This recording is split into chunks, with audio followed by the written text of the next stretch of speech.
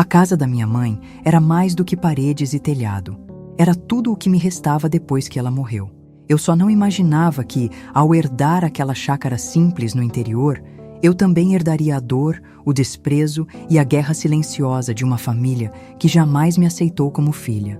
Meu nome é Helena, e essa é a história de como fui expulsa da minha própria casa e de como transformei esse mesmo lugar no meu renascimento. Durante anos, a vida me ensinou a baixar a cabeça. Primeiro foi o abandono do meu pai, depois a rejeição da minha avó e, por fim, a indiferença dos meus tios, que só me toleravam nas festas de fim de ano. Mas minha mãe era meu porto seguro, a mulher mais forte que já conheci. Foi ela quem, com o suor da testa, ergueu cada tijolo daquela chácara. E foi nela que ela escolheu morrer, depois de uma longa luta contra o câncer. Quando ela me deixou a casa em testamento, eu pensei que finalmente teria um lugar no mundo. Um chão só meu, uma raiz. Eu não fazia ideia de que aquele pedaço de terra escondia muito mais do que lembranças. Escondia mágoas, ressentimentos antigos e, principalmente, a ganância de uma família que só esperava minha mãe partir para atacar. Eles nunca engoliram o fato de que, mesmo sem pai declarado, eu era a única herdeira legal. E a dor que estava só começando me mostraria que há feridas que só se revelam quando já é tarde demais. É curioso como uma casa pode carregar tanto peso. Como um lar, mesmo humilde, pode se tornar a última muralha entre você e o mundo. Mas eu ainda não sabia o quanto precisaria lutar para defender aquilo que, por direito e por amor, já era meu. Se você já viveu algo que virou sua vida do avesso, como essa história vai mostrar, se inscreva no canal e deixe seu like agora mesmo. Porque o que eu vivi pode mudar a forma como você enxerga sua própria força. Antes de tudo desmoronar, minha vida era simples, quase invisível aos olhos dos outros. Eu morava sozinha em um quartinho de fundos nos arredores da cidade, onde os móveis eram doações de colegas da escola e as janelas rangiam com o vento. Trabalhava como bibliotecária numa escola pública municipal. Meu mundo era feito de silêncio, páginas amareladas e crianças que descobriam o prazer da leitura. Eu não ganhava muito, mas bastava para manter minha rotina tranquila e para visitar minha mãe todos os finais de semana na chácara. A casa da minha mãe ficava a 2 horas da cidade, num vilarejo pequeno onde todos se conheciam. Ela vivia lá sozinha desde que me criei. Nunca quis se mudar, mesmo depois do diagnóstico. Dizia que morreria perto das árvores que plantou e dos passarinhos que cantavam no alpendre. E foi ali que passamos nossos últimos meses juntas. Cuidar dela foi um ato de amor e também de despedida. Assistir a sua força diminuir aos poucos foi como ver uma montanha ser desfeita em grãos de areia. Nossa relação era íntima. Compartilhávamos segredos, choros, receitas. Ela sabia que eu era vista como a filha bastarda, a que veio sem pai conhecido. Meus tios nunca me aceitaram por completo. Diziam que minha mãe tinha vergonha de dizer quem era o homem que me colocou no mundo. Cresci com olhares atravessados e comentários sussurrados, mas com ela eu era suficiente, era amada. E isso, durante muito tempo, foi meu escudo contra o resto do mundo. Poucos dias antes de morrer, ela me chamou na varanda. Sua pele já estava pálida e os olhos fundos. Helena, essa casa é sua. Está tudo no meu testamento. Mas mais do que isso, quero que você transforme este lugar. Faça dele o seu lar. Um espaço de paz e de dignidade. Promete? Eu prometi, segurando sua mão com força. Ela sorriu fraco, como quem sabia que aquela era sua última missão. Depois do funeral, voltei à cidade para ajeitar papéis, fechar contas, avisar colegas. E então, peguei um ônibus de volta para a chácara. Eu carregava caixas com roupas, livros e planos. Achava que aquele era o início de uma nova fase. Só não sabia que, ao abrir o portão, eu estaria entrando em uma guerra que me deixaria sem chão. Naquela primeira noite de volta à chácara, o silêncio parecia pesado. Eu ainda não havia desfeito as malas, só havia colocado um colchão no chão do antigo quarto da minha mãe e me deitado, cercada pelo cheiro de madeira velha e lembranças. O sono veio aos poucos, embalado por cansaço e luto, mas fui despertada de sobressalto por um barulho estranho na varanda. Passos, vozes baixas, meu coração disparou. Levantei, ainda descalça, e abri a porta com cautela. Lá estavam eles. Meu tio Osvaldo, minha tia Mércia e 2 dos filhos deles, todos com expressões firmes, lanternas nas mãos e um tom de urgência que não combinava com o luto recente. Viemos pegar umas coisas que a Dandara prometeu pra gente, disse Osvaldo, entrando sem pedir permissão. Fiquei parada, atônita, nem consegui responder. Eles andavam pela casa como se fosse deles. Abriram armários, vasculharam gavetas, apontavam objetos. Esse baú era do nosso pai. Essa cristaleira ela disse que ficaria comigo. Eu tentei argumentar, dizer que agora tudo aquilo me pertencia legalmente, mas fui ignorada. A sensação era de estar sendo invadida, como se minha presença ali fosse um incômodo, como se eu fosse uma intrusa na casa em que nasci. Na manhã seguinte, encontrei a porta da cozinha entreaberta. Alguns móveis haviam sumido. O rádio antigo, o espelho do corredor, até o relógio de parede. Tudo levado sem aviso. Fui até a delegacia, mas o policial me olhou com desinteresse. Família é complicado. Tenta conversar com eles, disse, como se eu fosse a culpada por estar ali. Voltei para casa com um nó na garganta e uma certeza dolorosa. Eu estava sozinha. A partir daquele dia, visitas inesperadas se tornaram frequentes. Sempre algum parente aparecia, exigindo algo, pegando objetos, deixando recados. Comecei a trancar as portas, fechar as janelas, andar com chave no bolso. E mesmo assim, encontrava marcas de que haviam entrado. Uma cortina fora do lugar, pegadas na varanda, cadeados quebrados. O medo começou a fazer morada em mim. Não era só sobre objetos ou direitos legais, era sobre algo mais profundo. Eles queriam apagar minha presença daquele lugar, como se eu não tivesse o direito de ocupar o espaço que minha mãe construiu com tanto amor.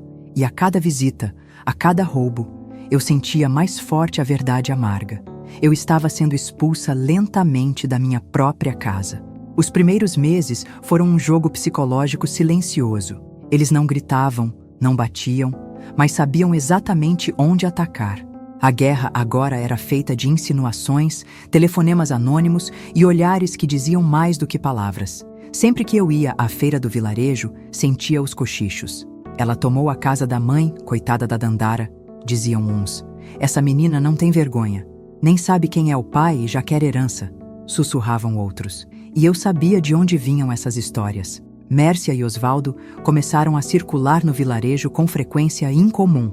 Paravam nas casas, levavam bolos, puxavam conversas com vizinhos que antes nem cumprimentavam. Em pouco tempo, minha imagem começou a ser manchada como se eu fosse uma usurpadora. Ela não cuidou da Dandara nos últimos dias, ouvi uma senhora dizer. Aquilo me corroía, porque eu sabia da verdade. Eu estava ali, noite após noite, segurando a mão da minha mãe enquanto ela lutava para respirar. Mas no boca a boca da cidade, eles me apagavam. As visitas noturnas cessaram por um tempo, mas agora era pior. Alguém começou a deixar bilhetes anônimos no portão. Você não pertence aqui. Essa casa nunca foi sua. Volte para o lugar de onde veio. Eram frases curtas, escritas à mão com caneta preta. O papel sempre molhado de orvalho, como se a própria terra estivesse conspirando para me expulsar. E mesmo sem assinatura, eu sentia. Era a mão deles. Um dia, encontrei a cerca dos fundos derrubada. Outra, a caixa d'água com uma pedra dentro. Corte de energia, fios do telefone arrancados. Eu anotava tudo, registrava, tentava pedir ajuda. Mas na cidade pequena, ninguém queria se meter. Família tem que se entender sozinha, repetiam. Nesse período, comecei a me fechar. Acordava assustada com qualquer barulho.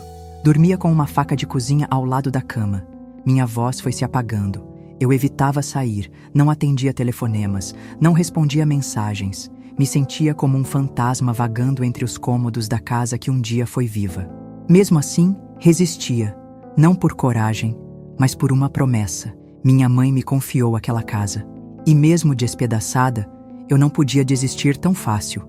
Mas dentro de mim, pequenas rachaduras começavam a se formar. E o que ainda viria seria o golpe final. Era uma manhã chuvosa quando tudo desabou de vez. Eu havia saído por algumas horas para resolver pendências no cartório da cidade. Quando voltei, a cena parecia tirada de um pesadelo. O portão estava escancarado, a porta da frente arrombada e havia barro por toda parte. Entrei correndo, gritando por ajuda, mas a casa estava vazia. Ou melhor, vazia demais. Móveis quebrados, armários revirados, fotografias rasgadas e jogadas ao chão. O fogão que minha mãe usava para fazer pão aos domingos, destruído. A cristaleira que um dia pertenceu à minha avó, em pedaços. Tudo tinha sido violado. Tudo. No meio da sala, sobre o chão sujo, um envelope amassado com meu nome rabiscado em letras trêmulas. Dentro, uma intimação judicial. Contestação do testamento. Os tios estavam questionando a validade do documento, alegando que minha mãe não estava em plena consciência no dia da assinatura. Um golpe sujo, baixo, nojento. Mas o que mais me destruiu não foi a papelada, nem os móveis quebrados. Foi a sensação de estar desprotegida, invisível, sem valor. Era como se tivessem arrancado minha dignidade junto com cada retrato arrancado da parede. Me ajoelhei ali mesmo, entre os cacos de vidro e lembranças partidas. Chorei como uma criança, como alguém que já não sabe para onde correr. Cada soluço era um grito sufocado. Era o luto pela minha mãe, sim, mas também o luto por mim mesma. Por tudo que tentei construir e que foi despedaçado por mãos que carregam o mesmo sangue. Eu me perguntei se valia a pena continuar, se aquele lugar ainda era meu, se eu ainda era alguém. Naquela noite, dormi no chão da cozinha, abraçada a um travesseiro rasgado. Pela primeira vez, desejei desaparecer. Pensei em vender tudo, sair dali sem olhar para trás, ir embora, recomeçar em algum lugar onde ninguém soubesse meu nome. Mas até para isso eu não tinha forças, porque aquela casa, mesmo destruída, ainda era a única coisa que me conectava à minha mãe. E a ideia de abandoná-la era como enterrá-la de novo. Foi o fundo do poço. O momento em que perdi não apenas um lar, mas também a mim mesma. E ali, no silêncio escuro daquela noite, algo começou a mudar. Porque quando tudo se quebra, algo dentro da gente também se move. E mesmo que eu ainda não soubesse, estava nascendo ali o começo da minha reconstrução. Na manhã seguinte, o sol bateu na janela com uma luz diferente. Eu estava sentada no chão da cozinha, ainda sem conseguir mover os móveis destruídos. Mas ali, entre escombros e silêncios, senti uma presença.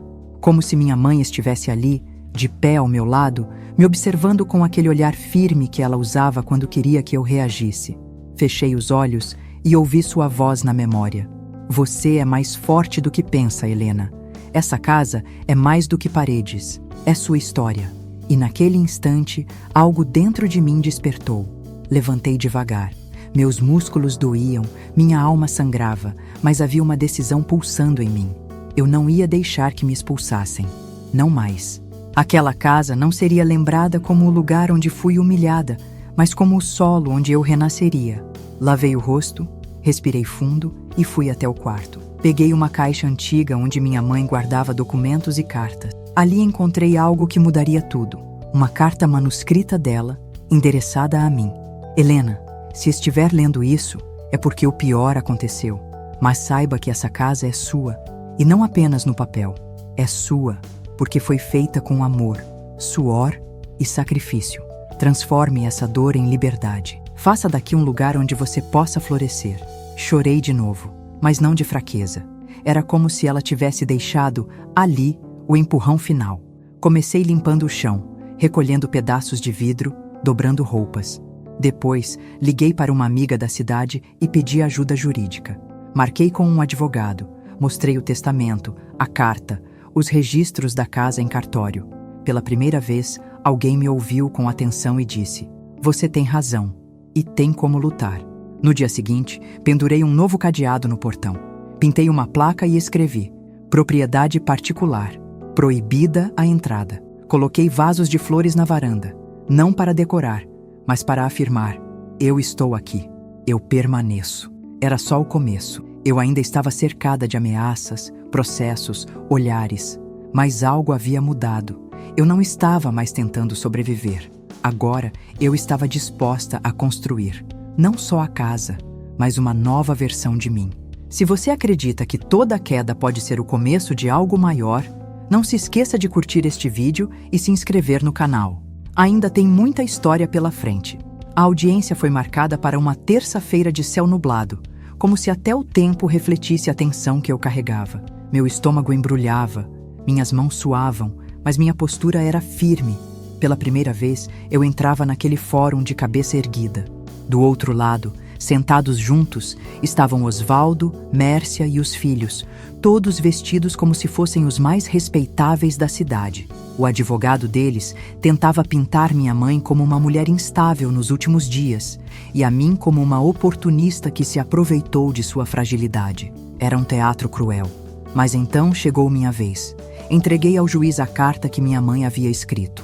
Li em voz alta, com a voz embargada, cada palavra em que ela afirmava, com plena lucidez, seu desejo de me deixar a casa.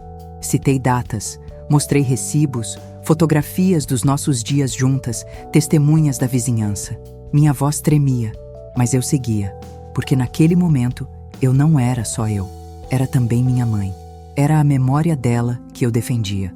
Quando Osvaldo tentou interromper, dizendo que a família inteira sabia que a casa era de todos, me virei para ele com firmeza. A família inteira me ignorou enquanto ela morria. Onde vocês estavam quando eu precisei de ajuda para dar banho nela? Quando ela chorava de dor às 3 da manhã e eu passava com pressas nas costas dela? A casa foi dela, sim, mas o amor, o cuidado, o respeito foram meus. O silêncio na sala foi pesado. Até o juiz se calou por um instante. Era como se, por fim, minha dor tivesse atravessado aquelas paredes. E não se tratava mais de papéis ou herança, mas de verdade, de justiça emocional. Quando a sessão foi encerrada, não havia uma decisão final ainda. Mas eu já sabia. Naquele dia, eu havia vencido a maior batalha, a de finalmente ser ouvida. Ao sair do fórum, respirei o ar pesado de uma cidade que me feriu, mas que também me ensinou a resistir. Eu não sabia ainda qual seria o desfecho jurídico, mas sabia que, dali para frente, eles pensariam 2 vezes antes de me desafiar, porque agora eles não estavam lidando com a garota calada de antes. Estavam enfrentando uma mulher inteira e inquebrável. Depois do confronto no fórum, a vida não voltou ao normal imediatamente. Pelo contrário, foi como se a poeira emocional levantada naquela sala tivesse se espalhado por todo o vilarejo. Os vizinhos, antes frios ou indiferentes, começaram a me olhar com outros olhos. Alguns vinham até o portão, deixavam um bolo, uma fruta e diziam baixinho: "Você foi corajosa, menina. Sua mãe teria orgulho." Outros ainda desviavam o olhar, presos às mentiras que ouviram durante anos. Mas já não importava. Pela primeira vez, minha existência deixava de ser uma sombra. Dentro da casa, comecei a reconstruir. Cada cômodo era uma ferida aberta, mas também uma chance de renascimento. Recolhi os cacos do que foi destruído, lixei portas, troquei cortinas, pendurei fotos restauradas. A antiga sala, onde antes ficava o sofá da minha mãe, virou uma biblioteca comunitária. Peguei livros que estavam guardados há anos, muitos da época em que trabalhei na escola, e organizei prateleiras com etiquetas feitas à mão. Coloquei um cartaz no portão: "Crianças são bem-vindas, livros são para todos." E então algo bonito começou a acontecer. Aos poucos, crianças do vilarejo começaram a aparecer. Primeiro tímidas, depois curiosas e, por fim, encantadas. Sentavam-se nos tapetes coloridos que eu espalhei pela sala, liam em voz alta, riam alto. Era como se, finalmente, aquela casa voltasse a respirar. Não como antes, mas de um jeito novo, cheio de possibilidades. Quanto à disputa judicial, a decisão ainda estava pendente. Osvaldo e Mércia haviam sumido da cidade por uns dias, talvez envergonhados ou apenas esperando um novo movimento. Eu os evitava, não por medo, mas por escolha. Não queria mais gastar energia em guerras vazias. Eu já havia ganhado o que mais importava: a paz dentro de mim. Numa tarde de domingo, sentei na varanda com uma xícara de chá e observei as crianças brincando no quintal. Algumas mães acompanhavam, sentadas em bancos, trocando risadas. Era tudo tão simples e tão cheio de vida. Sorri ao lembrar da minha mãe. Ela não viu esse novo capítulo, mas eu sentia sua presença em cada detalhe. No cheiro da terra molhada, no vento que balançava as folhas, no calor que invadia a casa às 4 da tarde. Eu não sabia o que viria a seguir, mas sabia que, pela primeira vez em muito tempo, eu não estava apenas sobrevivendo, eu estava vivendo. Os dias seguintes foram preenchidos por um silêncio diferente. Não mais o silêncio do medo ou da solidão, mas o silêncio da paz. Aquele tipo de calma que vem quando você aceita o que passou e entende que algumas cicatrizes não precisam sumir para que a vida floresça. A casa, agora viva com risos e histórias infantis, seguia em reforma. Mas a verdadeira transformação estava acontecendo dentro de mim. Passei a acordar cedo, não mais por obrigação, mas por prazer. Caminhava pelo quintal descalça, sentindo a grama fria nas solas dos pés. Regava as plantas que minha mãe havia deixado e outras tantas que eu mesma comecei a cultivar. Comecei a escrever cartas para ela. Não as enviava, é claro, mas deixava em uma caixinha de madeira no antigo armário do quarto. Era o meu modo de continuar conversando com quem foi meu mundo. Numa dessas manhãs, recebi uma notificação judicial. A contestação do testamento havia sido indeferida. O juiz reconheceu plenamente o documento deixado por minha mãe e a validade da doação da casa. As palavras eram técnicas, secas, mas para mim, cada linha era uma confirmação de que, mesmo no fim, a justiça podia existir. Respirei fundo, chorei em silêncio, não de alívio, mas de encerramento. Não procurei Osvaldo nem Mércia, não desejei vingança, nem revidei as ofensas. Eles sumiram da cidade e, de certa forma, levaram com eles um ciclo de dor que já não me pertencia. Meu foco agora era outro. Era em mim, nas crianças que vinham todos os sábados ouvir histórias, nas mães que compartilhavam suas lutas na varanda, no espaço que, pouco a pouco, se tornava um ponto de acolhimento. Um dia, uma garotinha chamada Sofia me olhou com os olhos arregalados e disse: "Tia Helena, posso morar aqui um dia?" Ri. Acariciei seus cabelos e respondi: "Aqui, você pode sempre voltar." Naquela frase simples, percebi o que havia construído. Não só um lar para mim, mas um refúgio para outros. Aprendi que dignidade não se herda em testamento. Ela se conquista em cada gesto de resistência, em cada decisão de continuar, mesmo quando tudo manda parar. E foi assim que entendi. Aquela casa, tão atacada, tão quebrada, havia se tornado símbolo da minha liberdade. Se você já encarou verdades dolorosas e mesmo assim seguiu em frente, deixe seu like e se inscreva no canal, porque essa história ainda guarda um final que talvez você precise ouvir. Meses se passaram. As reformas da casa finalmente chegaram ao fim, mas o que mudou de verdade foi o que não se vê nas paredes. Hoje, quando caminho pela varanda ao entardecer, vejo um lugar completamente diferente daquele em que cheguei, cheia de sonhos e medos.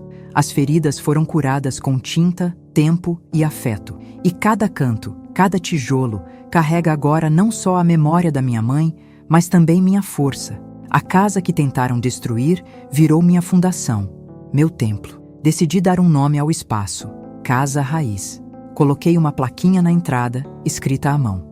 A Casa Raiz se tornou uma pequena fundação literária. Crianças da comunidade vêm aos sábados para ouvir histórias, mães encontram ali um espaço seguro para conversar e livros circulam como sementes. Nada é muito grande ou luxuoso, mas tudo ali é verdadeiro. É o tipo de lugar que eu gostaria de ter quando era menina, quando só queria pertencer a algum canto do mundo.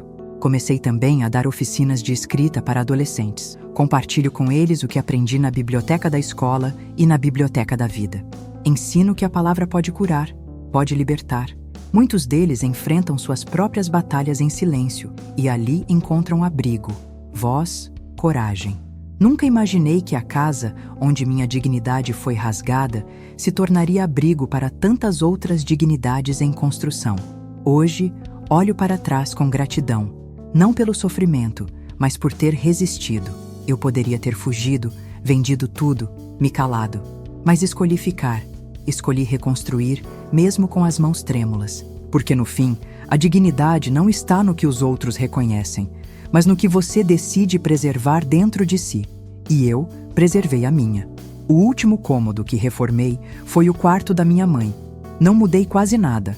Só coloquei um vaso com flores do campo no criado mudo e pendurei a carta que ela me deixou em uma moldura simples, bem ao lado da cama. Às vezes, sento ali e leio de novo.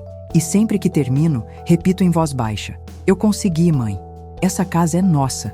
Obrigado por ter ficado comigo até o fim dessa jornada." Se essa história tocou seu coração, deixe seu like, inscreva-se no canal Histórias Entre Lágrimas e compartilhe com alguém que precise lembrar que é possível recomeçar, sempre.